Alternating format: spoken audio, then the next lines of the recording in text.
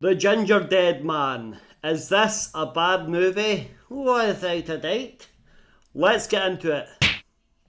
The Gingerbread... Nope. The Gingerdead Man is from 2005. It lasts 1 hour and 10 minutes. Oh, thank heavens for small nurses. It stars Gary Busey as Millard Findlemeyer, and that's all you need to know. He also voices the Gingerdead Man, obviously. I'm talking to you. Want a piece of me? Because it's him back from the dead. Spoiler. Well, that's the whole premise of the movie. The whole premise of the movie is Gary Busey's character is sentenced to death. He seeks revenge on the people who had him arrested and condemned. In the thorn of a gingerbread man. It's crazy. This is some movie. This is not a movie. This is so bad it's good. Do you think so? Oh yes. I don't know about that. I think it's just pretty bad. Yeah. Should watch it again? No, I won't watch it again. What's the tagline? Evil never tasted so good. By the way, did you see all the synopsis and reviews and stuff for this online? I saw a synopsis and it says, an evil yet adorable gingerbread man. What is adorable about this? It's hideous. It's not the cutest character I've ever seen. It's disgusting.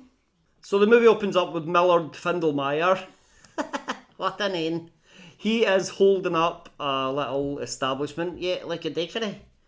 He's holding up what seems to be a bakery. I think it's more like a diner. He's holding the place up. He shoots some customers. He shoots the male employees. It looks like he shoots the female employee, but then she's in the movie later, I think. Anyway, while he's killing people, he starts to talk to himself as if he's crazy. He is. Then we hear police sirens in the background and the picture fades out. Next thing we know, it's later. I don't know how much later. No, I don't know either. That he has been sentenced to death. And we hear about this because the ladies who now run the bakery, Sarah and her alcoholic mother, they're told by the young lady who works the counter, Julia, that he's dead.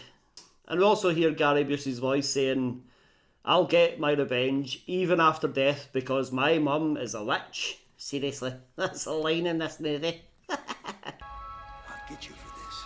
Even from beyond the grave, because my mom was a witch in Coonsboro. You are finished. It's pretty much as soon as we hear that Findlemeyer has been on the electric chair, the bakery gets a mysterious delivery. Yeah, from what looks like one of the traitors. Yeah, someone leaves a box and it's filled with powder. Yeah, it's powder for making gingerbread. Sure, it's not his ashes, which were sent to his mother as soon as he died. Yeah, is this all on the same day? I don't know. But we hear he has been taken out by use of the electric chair, and then instantly they get a package containing what we find out contains his ashes, which were first sent to his mother, who's a witch. Yeah, let's not forget who is a witch. She's a witch. Sarah and her colleague in the kitchen, Brick decides, let's make some gingerbread men. And he cuts himself and some blood gets into the mixture.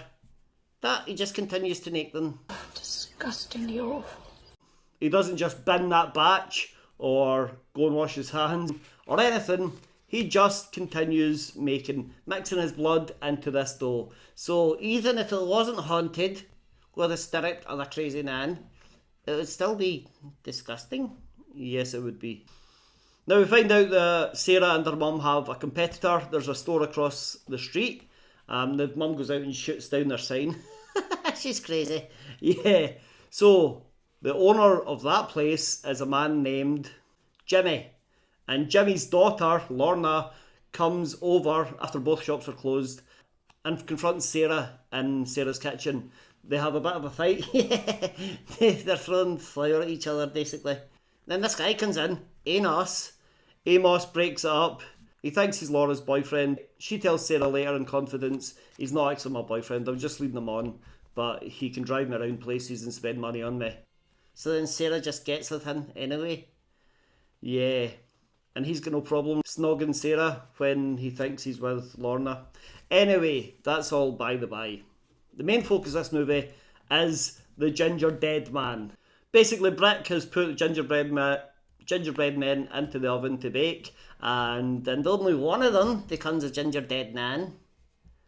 Yeah, that's true. This might have been a better movie if it was like a little army of Gingerdead Men. It couldn't be better. It's great. It's not great. It's so bad, but it's so funny. Hello all, I'm sorry to interrupt, but watching this back I realise we made a mistake. They didn't cook a batch of gingerbread men and only one of them came to life. They used all that gingerbread mixture and they fired up that enormous oven in their kitchen just to make one gingerbread man, who turned out to be possessed by the ghost of Gary Busey's Willard McGingle or whatever his name is. Back to the video. Oh, can you subscribe and hit like, please? Thanks. So the Gingerdead Man hops out of the oven, scares Brick, scares Sarah, scares Lorna, and they all run off. Yeah, and then the Gingerdead Man goes and finds the alcoholic mother and chops her finger off. Ever try a lady finger? Yeah. She falls into like a laundry basket. And then Julie goes up to see if she's okay. Yeah, the Gingerdead Man jumps out behind her and clanks her on the head. The next thing they see her, she's in a walk-in fridge. She's covered in icing and she's got cherries for nipples. But she's fine. Yeah, she is fine actually. Because when I first watched this, well, the only time I watched this, I thought she was stabbed, but apparently she was hit in the head. And yeah, covered in icing. So strange. Before the mother got her fingers cut off, she recognised the voice of Millard Findlemeyer, and she's quite casual about it. She's like, "Oh, I know it's you and Millard," and then he cuts her finger off. Yeah, he doesn't kill her. He just like runs off after this because Amos, Sarah, and Lorna go looking for him. Amos runs out to the car to get his handgun, America, and when he comes back in, the whole place is in darkness. Yeah, so he just switches the lights back on. Yeah. Talk about an anti-climax. And how did the Gingerdead Man reach the light switch? I don't know. Anyway, it's all good. But we see outside the building, Jimmy, Lorna's dad, is outside his own car, and the Gingerdead Man is behind the wheel and runs Ginny over, pins onto the wall. Why did it leave the bakery when it's trying to kill all the people inside it? I don't know. Because it doesn't then go on a rampage across the city. It just goes straight back into the shop. Such a little weirdo. All through the movie we're getting little puns like the Killsbury Doughboy, and, well, that's it really. They call it the Keebler Elf and things like that, but that's really the only pun. Sarah and her friends finally find Julia, covered in icing like I said, with cherries for nipples. And she says, "Oh, she must have dumped her head." What? Yeah, because she done all this to herself and then dumped her head. Sarah and Amos find the time to have a bit of passionate kissing, yet, and then Lorna gets her face slashed by the Gingerdead Man. Yeah, slashes her face, but again, doesn't follow through. Just slashes her face and runs off giggling. And Lorna says, "Enough of this, I'm going to find that little guy and take him apart." Yeah, so she walks straight into a trap. He set up a trip wire. She trips the wire, and a knife comes down from the ceiling and plunges into her skull. She is dead. Oh dear. Yeah, it's a horrific way to go, but at least it was instant. And at least it's a kill in this movie. Yeah, that's true. He's actually killed someone now. Well, he's killed loads of people in life. Yeah, and he killed Ginny with his own car. That's true. So he is a maniac. Gary Busey playing to type. Sarah eventually notices that her nun is missing, and they find her inside the big walk-in oven. They just go in. Sarah runs in to save her. Enos gets knocked out by the Gingerdead Man, then the Gingerdead Man locks the door in the oven, so they're both going to fry. And then Enos wakes up just to shoot the lock and then faints again. That is a bit strange. This whole movie's a bit strange. Yeah, it is. Anyway, Sarah and her mum get out of the oven, and they're both absolutely fine. Totally fine. The Gingerdead Man gets Amos's gun and starts firing wildly at the trio. Yeah, but then Julia sneaks up, hits them from behind, and then Brick reappears. Brick comes in, who all the way through the film I thought was called Brock. That would make no sense. Yeah, but Brick comes in and sees what's going on, and he eats the Gingerdead Man. No, you can't eat it. No, damn it, you punk bitch. He gets him down on the ground and bites his head off and just eats them. I don't know. Aye, that's a good idea. I don't know either. But I thought, is that how the movie's going to end? Not! There's more gold to come. Everyone's fine at this point, as if they've never been injured before. The mum's a bit weak, but apart from that, she's fine for being in an oven and losing a finger. Anyway, they all start to leave the bakery. Yeah, but then Brick is like, oh, by the way, I'm possessed. He gets one of those demon faces we see in these movies, and he is now embodiment of Millard Findlemeyer. So basically they just shove him in the oven and switch it on and burn this guy to death.